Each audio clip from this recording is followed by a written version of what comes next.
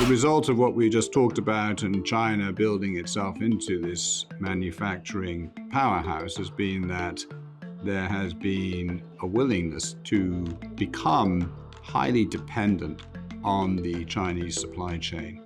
And now a growing realization that is no longer tenable. And therefore there is a growing political imperative to alter the nature of the supply chains that are in place today and build up one's own capabilities.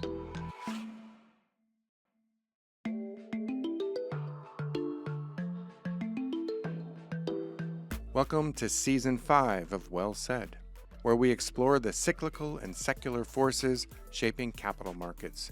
You'll hear how Wellington investors apply macro, market, and geopolitical research in the pursuit of better investment outcomes. I'm your host, Thomas Mucha. The last decade was marked by a growing realization of the need to overhaul our energy and industrial infrastructure and to fortify supply chains and, more recently, given rising great power competition, national defenses. As regular listeners of this podcast know, the next decade will be marked by growing investment in those systems. Now, the amount of capital needed for resilience and efficiency building measures here is truly staggering. It's likely in the trillions of dollars, that's with a T. For policymakers who I spend a lot of time with, this is a logistical and a budgetary quagmire. But for investors, it's a generational opportunity to deliver alpha by providing capital to companies who are today building safer, more durable, and more sustainable systems. So, as your friendly neighborhood geopolitical strategist, I can think of no better topic to kick off Season 5 of Well Said than this one. Joining me today from London is Wellington Global Industry Analyst Saul Rubin, an expert on the industrial and automotive sectors. He's been researching and investing in these areas for more than 30 years and probably understands more about the coming power and resilience transition than anybody else I know. Saul, thanks for joining us and welcome to Well Said. Thank you, Thomas. Now, Saul, we can't discuss these important topics without first exploring the many underlying geopolitical dynamics. We're recording this conversation just days after the dramatic capture of Venezuelan President Nicolas Maduro by U.S. forces.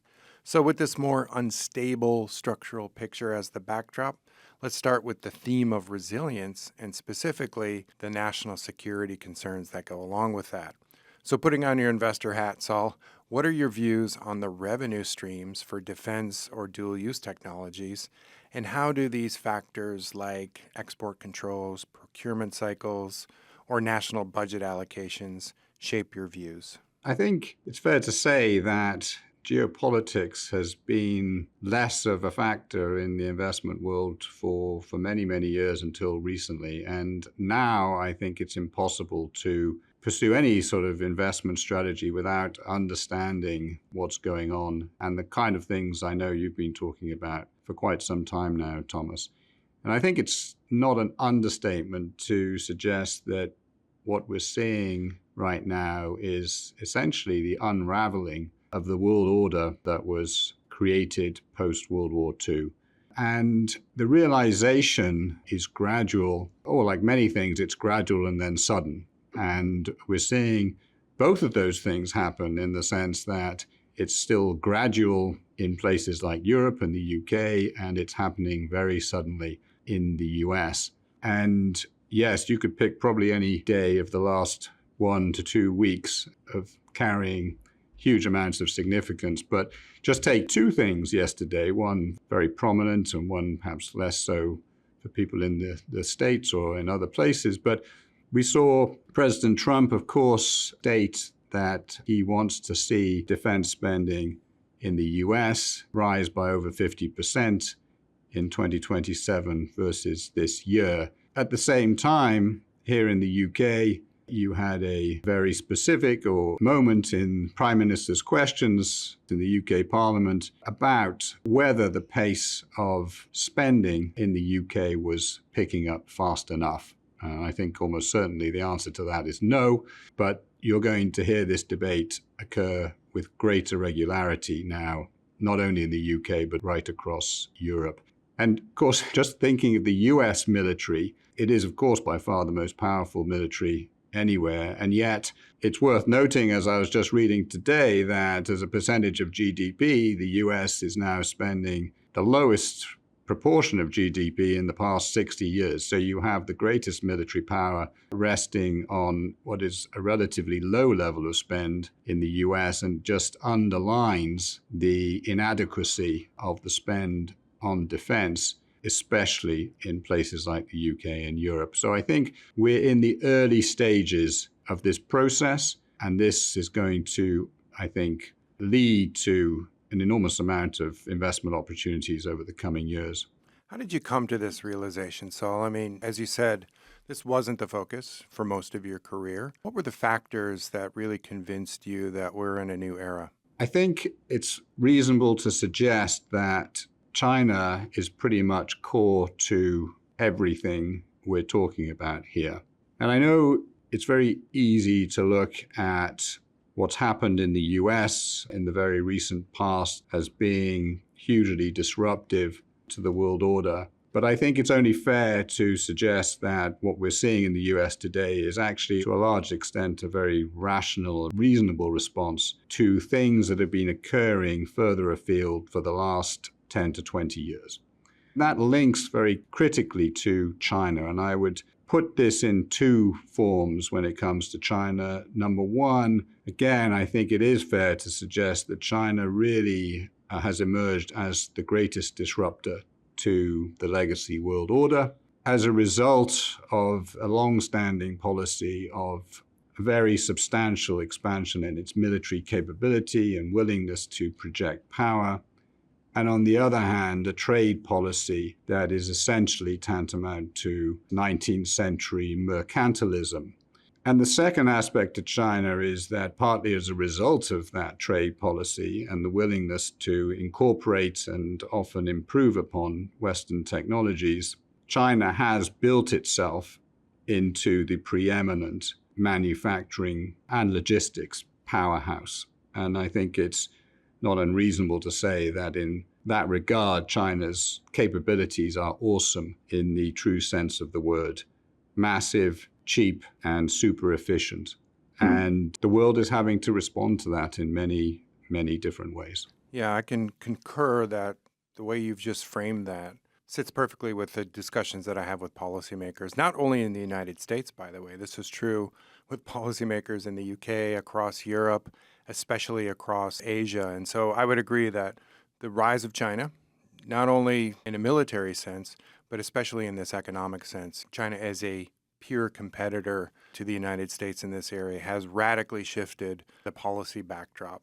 And I think that's likely to continue for not only quarters or years, but decades to come. I mean, that's the sense that I'm getting from the policymakers. But let's move to the rest of the world. How do other regional policies affect your thinking? How are they affecting or reshaping your opportunity sets and the companies that you research? Because as you say, everyone's trying to respond to these structural changes emanating from China. You started by talking about national security, and let's continue there to start with. And when we talk about national security, I think we're talking about a very wide arena here. I mean, most obvious is the direct spending on defense, but there's an awful lot more that goes into national security, and I think there's a growing realization of that.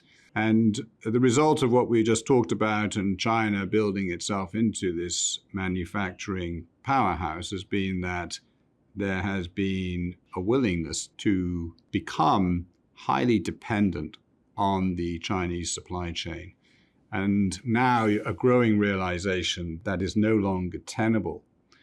And therefore, there is a growing political imperative to alter the nature of the supply chains that are in place today and build up one's own capabilities and make sure that domestic infrastructure is a lot more resilient and secure and no longer dependent on supply chains linked to China. And it's going to take a while to build up the defense capabilities, but it's going to take even longer to get this done because that dependence on China has grown to be so enormous. And this will mean capital flows into industrial automation names, for example, are going to continue for years and years to come as many countries look to do two things, right? You're going to need to build up your own capabilities, but you can't just do it that way. You are going to have to rely upon others as well. And if it can't be China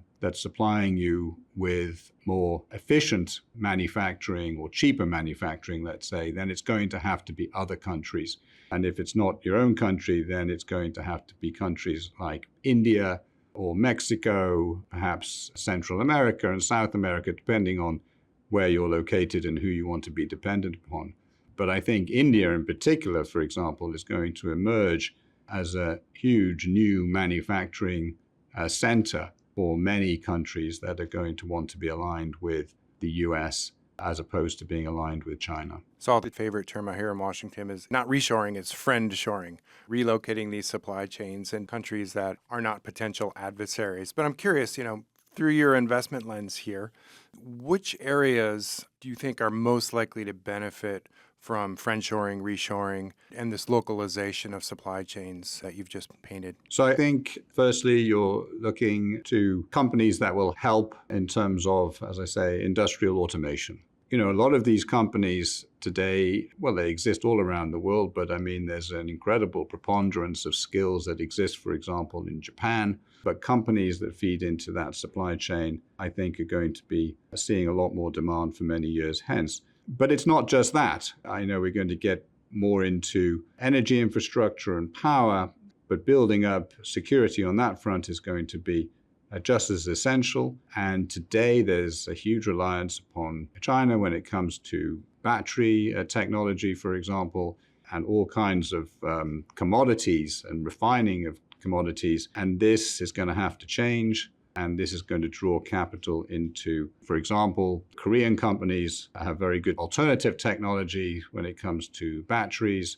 And, I'm sure there are alternatives for other kinds of supply chains as well. Yeah, what you're saying there, again, comports with what I hear from policymakers. The way I view this is there are a number of strategic sectors, strategic industries that the policymakers view in this more competitive great power context. And they're all focused on the industries that they think they need to, quote unquote, win going forward. The semiconductors, artificial intelligence is right up at the top of that list. Critical minerals, robotics, automation, energy, renewable energy is a piece of this. So again, I think the structural backdrop here, this focus on industries as part of a national security orientation on the policy side is the biggest shift that we've seen in the market narrative really in decades. But I do want to shift gears a little bit, and I want to dig down into something you said. When it comes to overhauling industrial infrastructure, which subsegments look the most investable to you right now? I mean, what are you really looking at today? Again, there's quite a lot of them, but let me just throw out some ideas. Today, when you look at critical infrastructure for logistics, and you think about infrastructure that's being built in ports, a lot of this stuff today, again, it's coming from China, and that can no longer happen in the future. So altering the infrastructure around ports to suppliers that are seen as more friendly is going to be important. Obviously, you're seeing a huge rise in data centers today and all the infrastructure that's going to be required to go into that. Now, one can argue maybe there's a bit of a bubble emerging on that front, but the reality is that capital will very likely flow into those areas. And the other big area that I think is most obvious is going to be the grid. We are seeing for the first time in a decade or two a true structural increase in demand for power, in particular electric power, right across the world. And there's going to be a greater emphasis on ensuring that those systems are not only resilient, but also secure. And so a lot of the electrical equipment names are going to be seen as critical in providing these services. And the other area that's linked into that as well is engineering and construction companies. And so there are many of those companies right across the West and also in Asia that are going to be called upon in order to allow for the expansion of electrical distribution. Yeah, there's a lot for you to be looking at these days, Saul. I hope you're getting enough sleep. I want to dig into what you just said about the power transition and sort of two related questions. So, when you think of energy transition, what are the various pieces of that you sort of take apart through the investment lens? And then, relatedly, to your mind, what's likely to drive the most alpha in this area over the next 5 years? Where are the areas that we should be focusing on? So let's just talk about the key drivers to power. And I think really we're talking about two aspects of this. And just to emphasize what I said a moment ago, I think it's well known that demand for power is going up today, but I think it's still not quite appreciated how significant a change that is relative to the last 10 to 20 years. I mean, the reality is that power demand in the US and in most of Europe and the mature economies has flatlined for the best part of 10 to 20 years. And that has led to a massive underinvestment into the resiliency and distribution capabilities of the electric networks. And so today that's changing. Now, I think most would say that you're going to see structural demand growth of, let's say, 2 to 3%, and that could well be an underestimation.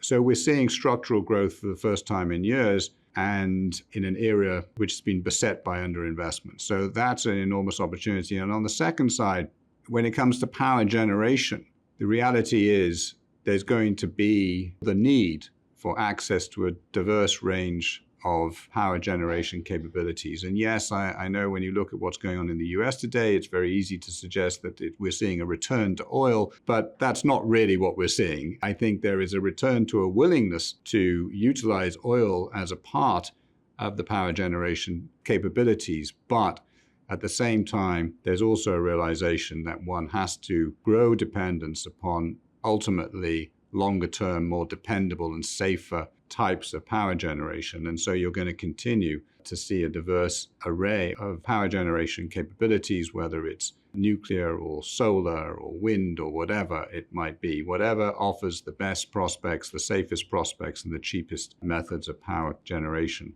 So there are a lot of companies that focus on distribution, and then there are others that invest or will serve, let's say, industrial equipment into the companies that actually generate the power. And we see great investment opportunities in both those areas. Yeah, that's a rich infrastructure. I'll just add two other sort of geopolitical national security drivers to what you just mentioned, which is one, the power grids are targets for cyber attacks in this great power context. I get a lot of concern from Capitol Hill and elsewhere about the vulnerabilities, particularly in the United States, in these areas. And so I think that's a driver. And of course, climate change is another massive driver here from the national security lens, which is, I agree, is going to drive even more attention on energy efficiency, emissions reductions globally. So on that last point, efficiency and emissions reductions, what solutions are most attractive to you right now, Saul? And which ones do you think have staying power over a longer or full market cycle? I think the obvious one is the area of cooling systems and temperature control. And of course, there's a lot of linkage there to the build out of data centers, but not just data centers. I think in general, building efficiency products are going to be of greater importance. We're also talking about things like water infrastructure and other types of critical commodities, and companies that assess the efficiency of use of any types of commodities, I think, are going to be in great demand. And maybe lastly, I'll just mention, because there's no doubt that batteries are going to have to play a very significant role in dealing with the intermittency linked to various types of power generation. And at the moment, no one really is able to compete directly with China when it comes to building those batteries at cost. But regardless of cost, there's going to have to be a greater build out of battery technology through the West and through the friends of the US, let's say. I think we're going to see very rapid development in that area in order to try to catch up with where China is today. Let's drill down on that topic. I love the topic of electrifying transportation. I am a proud son of Detroit and of the auto industry. So I want to pick your brain a little bit about this. Obviously, it's capital intensive, it's grid dependent. How are you thinking about the biggest bottlenecks as we move down this road of electrifying transportation?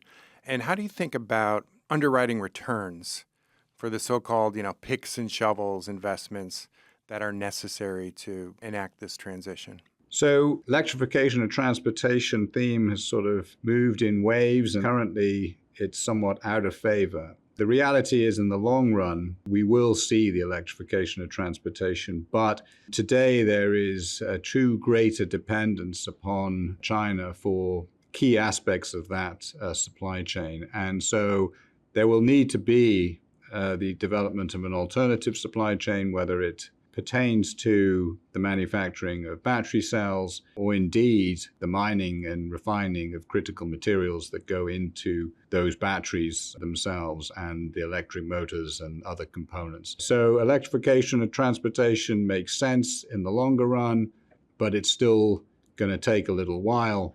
But for the time being, the opportunities are really going to rest with those that can provide that alternative solution when it comes to battery cell technology. So wrapping up, Saul, we've covered a lot of ground here, but these are all areas of widening opportunities for active investors. So from your perspective, where is valuation dispersion greatest right now? And what are the catalysts that you're looking for that could drive re-rating? In other words, what should our listeners pay the most attention to as these themes mature? I think there are two areas today that are still underappreciated. Defense is one of them. And I know the defense names, many of them have run considerably in the last 12 to 18 months or so, but this has come after many, many years of being largely ignored as a sector, partly down to things like ESG and the popularity of ESG. For one reason or another, the defense names and sector has been hugely unpopular. And the change that we've seen take place in the last 12 to 18 months, I think, represents a start and only a start. And to put this into some kind of context, to me, the way I think of these companies today, I would term them as government staples as opposed to consumer staples. You can think of them similarly to consumer staples because consumer staples are often very popular because people see the demand for those kind of products as very stable and growing over time. And I think the reality is one is going to look at defense in the same kind of way. We can see that spend and that demand being sustainable and growing over many, many years. And I think, quite frankly, more likely we'll see faster demand growth there than we do in the consumer staple side. And yet, when you look at the valuations and you look at the multiples, even on multiples that are only 2 to 3 years out, you're paying the same or lower multiples for defense companies than you are for the consumer staples. I think that's entirely unreasonable. So yes, you've seen a lot of volatility recently, but I would say with regards to defense, we're still at the beginning. This is not a quarter by quarter development here. This is a long-term structural change in how policymakers are viewing the real world. I totally agree. And then the other area, I think, which I mentioned earlier, is factory automation. There are many devices that go into improving the efficiency of manufacturing. And as countries like the US and Europe and the UK look to reindustrialize, and I think they will, I think you'll see this trend continuing again for years and years. The only way they're going to be able to do it is doing it efficiently with respect to labor. And that means there's going to be much higher levels of automation. And I think that today that's still not appreciated. This reindustrialization trend, again, it's at the beginning. Very few people really have bought into this kind of idea, but there are companies there that produce wonderful product that can be put into factories today that improve efficiency. And as those investment dollars go into reindustrialization trends right across the world, those companies are going to benefit. So I think those are the two areas that I would be looking at today. All right, so well, I could spend the rest of the afternoon talking to you about these things, but for the sake of our listeners, I think I want to wrap it up. But I do want to say that everything you've talked about here today is critical to the way that I think about the world, the way I think about how national security policy is shifting investment incentives. And the core aspects of this come down to can we allocate capital most efficiently across these industries and across these areas to positively benefit that national security environment? So not to put any additional work pressure on you, but you better get this right, man. I hope so. Once again, Saul Rubin, Global Industry Analyst here at Wellington. Thanks so much for joining us on Well Said. Thank you, Thomas. The Well Said podcast is a production of Wellington Management. Our producers are Amanda Doherty, Mark Murphy, and Dana Wickstead. The show is recorded, mixed, and edited by Mark Murphy. Production support from Dave Crow and Rasa Saramount. Animation support from Rasa Saramount. You can listen to the Well Said podcast on wellington.com, Apple Podcasts, Spotify, or wherever you get your podcasts. Thanks for listening. All investing involves risk, including potential loss of principal. Past results are not a reliable indicator of future results. Forward-looking statements should not be considered as guarantees or predictions of future events. This material was current as of the publication date. Wellington assumes no duty to update the content in the event that the information changes. This commentary is provided for informational purposes only.